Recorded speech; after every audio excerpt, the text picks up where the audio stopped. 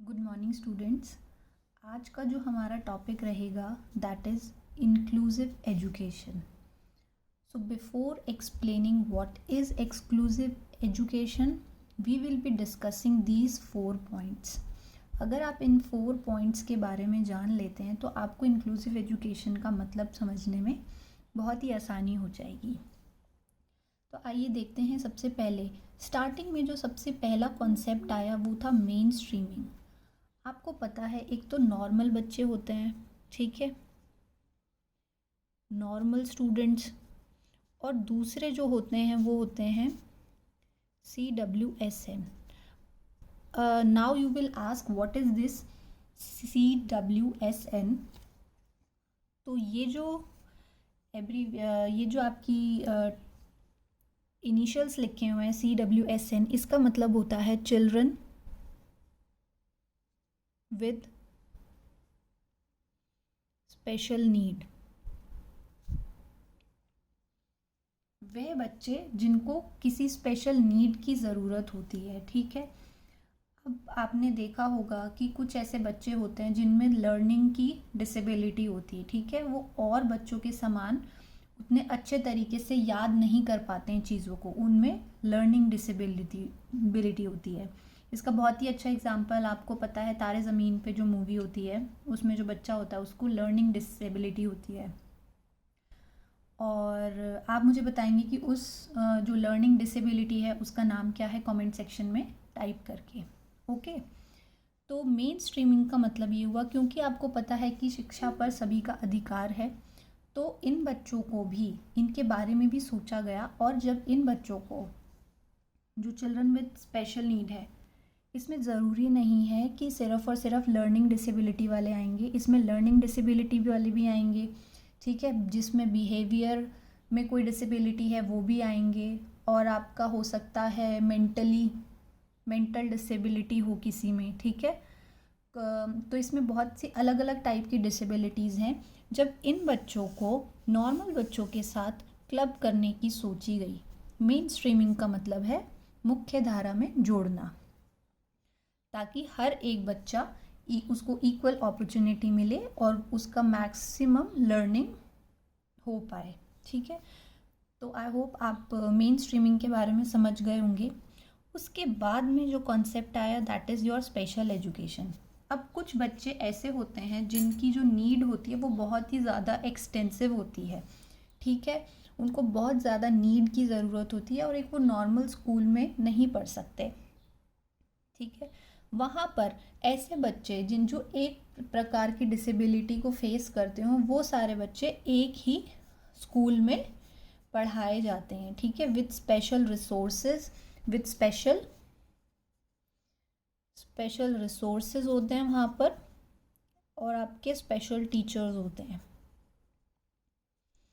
जो उन बच्चों की नीड के बारे में उनकी बच्चों की नीड को ध्यान में रखते हुए उन्हें पढ़ाते हैं, ठीक है। जैसे कि जो ब्लाइंड स्कूल्स होते हैं, कई डफ एंड डम स्कूल्स होते हैं, इस तरीके के जो स्कूल्स हैं उन सबको आप स्पेशल स्कूल्स बोलते हो, और वहाँ पर चिल्ड्रन विद स्पेशल नीड वाले बच्चे ही एक साथ एक ही स्कूल में पढ़ते हैं। फिर कुछ टाइम बाद ये देखा गया कि आपके जो बच्चे हैं, कौन से बच्चे, चिल्ड्रन विद स्पेशल नीड वाले जो स्टूडेंट्स हैं, वो अपने आप को क्या करने लगे, वो अपने आप को अलग समझने लगे, ठीक है। यहाँ पर एक बार मैं दोबारा से बताना चाहती हूँ, यहाँ पर क्या है, जो स्पेशल एजुकेशन होती है वहाँ पर जो बच्चे होते हैं उनको, कौन से बच्चे, CWSN वाले बच्चों को सेग्रीगेट किया जाता है और एक ही स्कूल में डाल दिया जाता है, ठीक है। तो ऐसा करने में क्या होने लगा धीरे धीरे कि जो बच्चे होते थे उनके अंदर एक टाइप की इन्फीरियॉरिटी कॉम्प्लेक्स आने लगा और वो नॉर्मल बच्चों के साथ मिंगल नहीं हो पाए, ठीक है, क्लब नहीं हो पाए, नॉर्मल बच्चों के साथ, स्टूडेंट्स के साथ क्लब नहीं हो पाए। तो फिर क्या हुआ कि इंडिया में 1974 पे में इंटीग्रेटेड एजुकेशन को लाया गया संवैधानिक रूप से, ठीक है, कॉन्स्टिट्यूशन के थ्रू आपकी इंटीग्रेशन को इंडिया में लाया गया। तो ये जो है ईयर आपको याद रखना है, ये कई बार बहुत पेपर में पूछा जाता है कि इंटीग्रेटेड एजुकेशन इंडिया में कब लाई गई, तो आपको उसका ईयर पता होना चाहिए 1974 में, ठीक है। आई होप आप सबको इतना क्लियर होगा। अब इंटीग्रेटेड एजुकेशन में क्या हुआ कि जो स्कूल्स होते हैं, ठीक है, उन्होंने हर एक बच्चे के लिए, ठीक है, हर एक बच्चे के लिए स्कूल के दरवाजे खोल दिए, ठीक है, उनको अलाउ कर दिया कि हर एक बच्चा, चाहे वो नॉर्मल बच्चा हो चाहे वो स्पेशल नीड वाला बच्चा है, हम उनको एंट्री देंगे। बट इसमें क्या हुआ, एंट्री तो करवा ली, सामने से देखने में आपको लगेगा कि हर एक आपके जो बच्चा है स्पेशल नीड वाला बच्चा और जो नॉर्मल बच्चा है वो एक ही स्कूल में पढ़ रहा है। पर क्या हुआ कि जैसे ही वो क्लास में एंटर करते हैं वहाँ पर आपने ये देखा कि जब पढ़ाने की बारी आती है, जब उनको टीच करने के बाद बारी आती है, तो उनकी जो क्लासेस हैं वो अलग लगा दी गई, ठीक है, प्लस उनका जो करिकुलम है वो भी अलग है नॉर्मल बच्चों से, प्लस जो उनको टीचर पढ़ाने वाले हैं वो भी नॉर्मल बच्चों से अलग हैं। तो कहने का मतलब ये है कि यहाँ पर जो बच्चा होता है वो अपने आप को अकोमोडेट करता है, ठीक है, स्कूल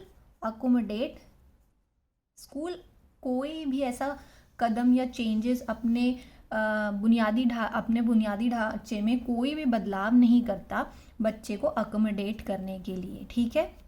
यहाँ पे बच्चा ही होता है जिसको अपने आप को एडजस्ट करना होता है, ठीक है, समझ में आया। बाहर से देखने में आपको लगेगा कि हाँ दोनों बच्चे एक साथ पढ़ रहे हैं, पर पढ़ाई के वक्त दोनों अलग अलग हो जाते हैं। तो यहाँ पर ये देखा गया कि जो बच्चा है उसकी नीड पर ध्यान नहीं दिया जा रहा।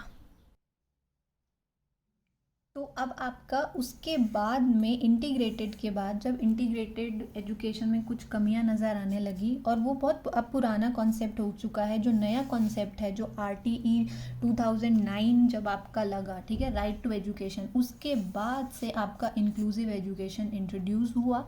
और ये क्या कहता है कि focus on need of the children, जो बच्चे हैं उनकी नीड के ऊपर फोकस करेगा, जो बच्चा जिस तरीके का होगा उसी हिसाब से उसको फैसिलिटी प्रोवाइड करी जाएगी, ठीक है। स्कूल अपने बुनियादी ढांचे में अपनी जो उसकी बिल्डिंग्स है उसको चेंज करेगा। फॉर एग्जांपल अगर कोई बच्चा व्हील चेयर पे है तो स्टेयर्स जो आपकी होती हैं, स्टेयर्स के साथ साथ उनको रैंप का भी इस्तेमाल करना होगा, बनाना होगा, ताकि जो बच्चा है वो व्हील चेयर के थ्रू, क्योंकि वो स्टेयर्स तो नहीं चढ़ सकता, तो व्हील चेयर जो आपकी है वो रैंप के थ्रू फर्स्ट फ्लोर पे या सेकंड फ्लोर पे जाके एक्सेस कर सकता है, ठीक है। जैसे आपने हॉस्पिटल्स में भी देखा होगा ना कि रैंप भी होता है और स्टेयर्स भी होती हैं, उसी तरीके से।